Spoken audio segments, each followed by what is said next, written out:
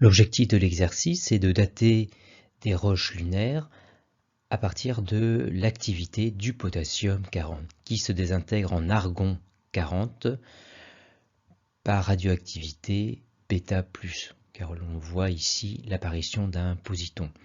Dans la première question, on détermine la demi-vie du potassium 40 à l'aide du graphique. La demi-vie correspond à l'instant t au bout duquel le rapport est égal à 0,5 correspondant à une population divisée par 2. Et on trouve une demi-vie d'environ 1,2 gigaannées, soit 1,2 milliard d'années. Pour déterminer l'âge de l'échantillon à l'aide de la courbe, il faut connaître la valeur du rapport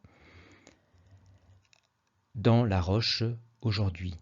Le nombre de noyaux de potassium à l'instant t étant celui qui est donné ici, et le nombre de noyaux à l'instant initial correspond à celui qu'il y avait quand la roche s'est créée, c'est-à-dire lors de la formation de la Lune. Or, à ce moment, tous les noyaux étaient des noyaux de potassium 40.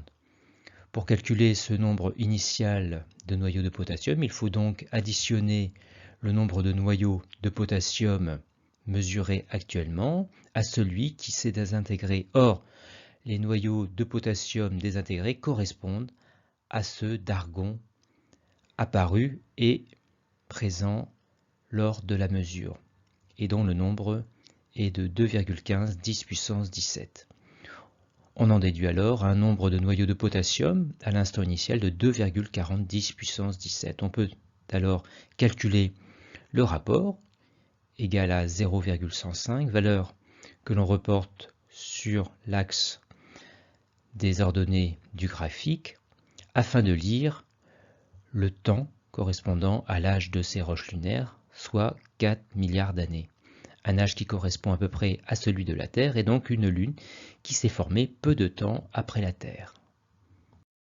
Dans la troisième question, on va déterminer cette fois l'âge à l'aide de la loi de décroissance radioactive. On divise par n de 0 de chaque côté pour faire apparaître le rapport dont on connaît la valeur. On applique la fonction ln de chaque côté.